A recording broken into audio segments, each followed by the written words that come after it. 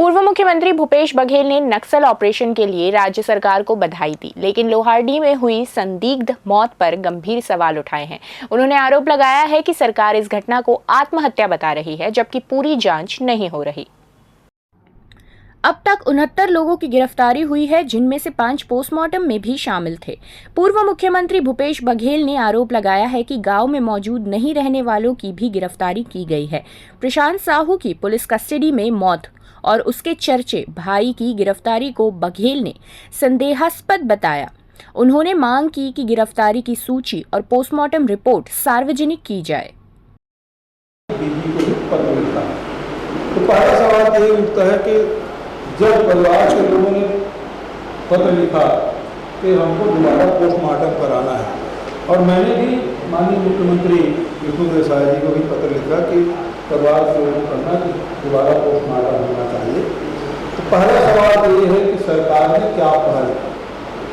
जब डीजी पत्र पर उसकी बच्ची ने लिखा है तो इसमें दोबारा पोस्टमार्टम के लिए सरकार के द्वारा क्या पहल, और यदि नहीं पहल किया गया है तो ये जो तथाकथित जो आत्महत्या है वो उसमें प्रश्नवाचक चिन्ह लगता है कि सरकार उसको आत्महत्या बताने के लिए क्यों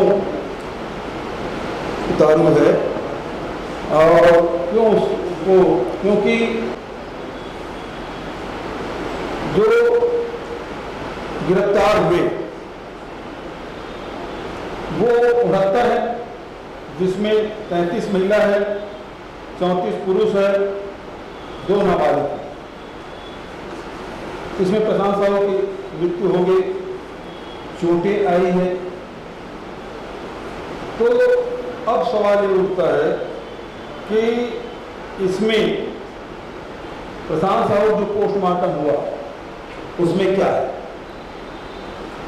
दूसरा सवाल है उसका पोस्टमार्टम रिपोर्ट सार्वजनिक होना चाहिए, क्योंकि शक इसलिए होता है कि उसके पहले एसपी का जो बयान है, तत्कालीन एसपी, अब तो उसका ट्रांसफर हो गया है, उसका बयान था कि मिर्गी उसको आती थी, इस तरह से मौत हुई मिर्गी के कारण। उसके पोस्टमार्टम रिपोर्ट क्या है।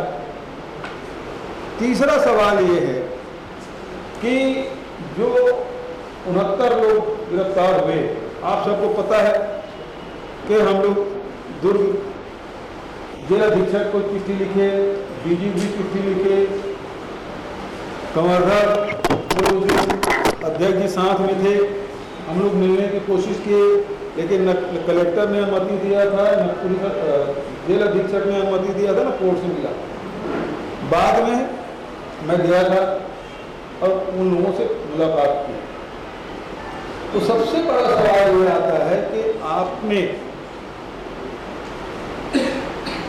69 लोगों की गिरफ्तारी की, जिसमें 5 लोग वो हैं जो पोस्टमार्टम कराए गए थे कचरूपा, जो दूसरे दिन आए, उनको भी गिरफ्तार कर लिया।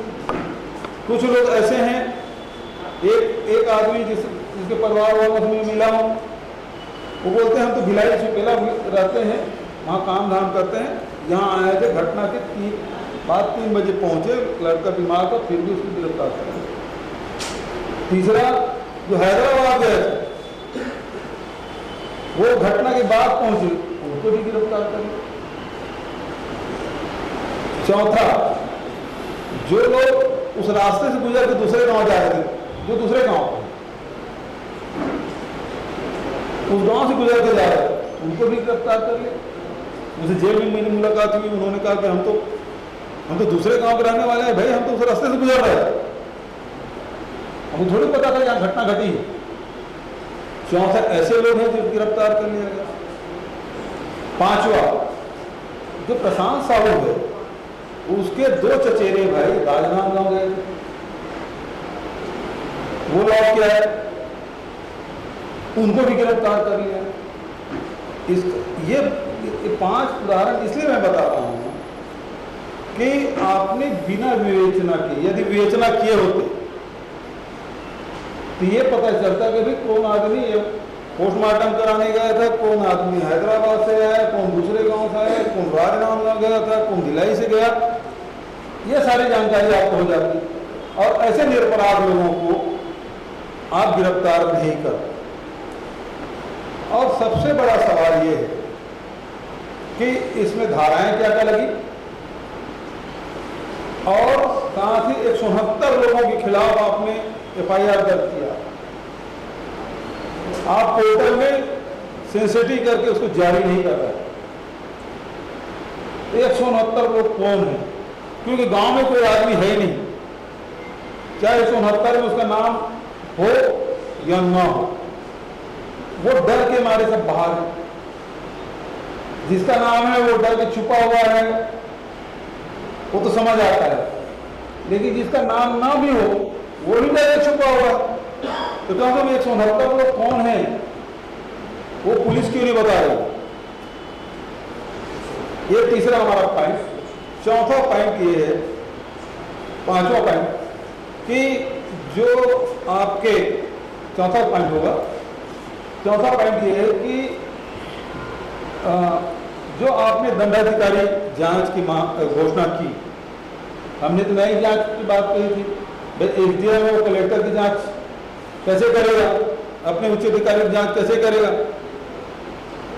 कि दो IPS को आपने पहले ही मान लिया, एक IAS और 2 IPS को आपने हटा दिया, वहां से एक निलंबित कर दिया। तो प्रथम दृष्टया तो आपने मान लिया कि सरकार की चूक हुई।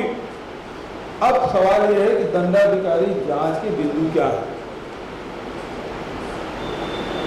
क्या प्रशांत साहू की मौत तक के सीमित है, या 69 लोग गिरफ्तार हुए उनकी पिटाई भी उसमें शामिल है? किसी हाथ टूटे हैं, किसी के अन्य अंगों में चोट आई है, वो भी दायरे में है। अब पांचवा ये कि इन लोगों के FIR कब होगा, और FIR किए हैं तो क्या थाने में पदस्थ जो पुलिस वाले हैं उनके खिलाफ किए हैं, कि ये जो IAS आपने हटाए हैं, IPS जो हटाए हैं उनके खिलाफ आपने किए? ये 5 सवाल हैं जो मौदा और लोहारीडीह में और आसपास के गांव में ये मामला गूंज रहा है कि आखिर ये इनको न्याय कब मिलेगा। ये सरकार से, शासन प्रशासन से हमारी मांग है कि इसके बारे में जानकारी दे। पहला, पोस्टमार्टम कराने में आपने पहल क्या की? दूसरा, इसमें धाराएं क्या क्या लगी? तीसरा, 169 लोगों की सूची। चौथा, प्रशांत साहू के पोस्टमार्टम। और पांचवा, आपके जो दंडाधिकारी जांच की उसकी जांच के बिंदु। और छठवा, जो आपने जो FIR किया था इनका, क्योंकि प्रशांत साहू की मौत हो गई, FIR तो किया होगा, FIR में धाराएं क्या क्या लगी है और किनके खिलाफ, ये सवाल है लोहारीडीह के मामले में। अब आप लोगों की तरफ से कोई सवाल हो उसके बाद फिर अध्यक्ष आपने ये डर तो सबको है।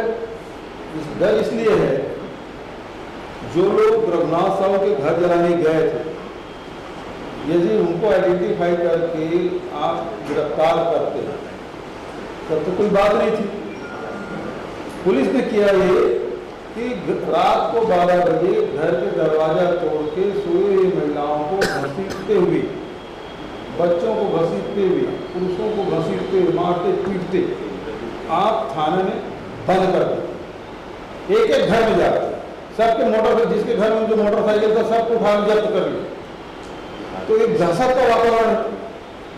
अब ये मीडिया के माध्यम से आया कि 69 लोग गिरफ्तार हैं, अब 169 लोगों के खिलाफ FIR दर्ज है, लेकिन सूची मालूम नहीं है कौन उसमें है कौन नहीं है। तो डर का माहौल तो बना हुआ है। इस पूरे घटनाक्रम में पुलिस की कैसे कार्रवाई हुई है, पुलिस वालों को उससे संतुष्ट है? देखिए, सरकार ने खुद मान लिया कि पुलिस नाकाम रही है। उसके नाकामी के कारण से, उसके गलत एक्शन के कारण से इतनी बड़ी घटना घटी। यदि कचरू साहू के मृत्यु के बाद पोस्टमार्टम के पहले ही पुलिस द्वारा ये कहना ये आत्महत्या है, यदि ये नहीं कहा जाता और पोस्टमार्टम के रिपोर्ट का इंतजार करते तो शायद इतनी बड़ी घटना नहीं होती।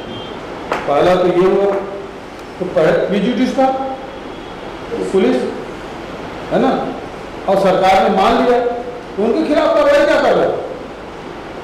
महत्वपूर्ण बात ये। और जो हमने सवाल उठाए हैं, चिट्ठी लिखे 8 दिन हो गया डीजी को, लेकिन अभी तक के डीजी के द्वारा मध्य प्रदेश के डीजी को क्या पत्र लिखा गया? मैंने मुख्यमंत्री को पत्र लिखा, उसका क्या होगा? क्योंकि पोस्टमार्टम रिपोर्ट यदि परिवार के लोग यदि सेकंड ओपिनियन मांगते हैं तो तत्काल दोबारा करना चाहिए, होता रहा। सुहेला वाले मामले हम लोगों ने देखा कि करवाया था, हम लोग गए, दोबारा पोस्टमार्टम हुआ। यहाँ क्यों नहीं हो रहा? दोनों जगह भारतीय जनता पार्टी सरकार है, क्यों नहीं हो रहा? यही सबसे बड़ा क्वेश्चन मार्क है कि आप क्यों नहीं कर रहे?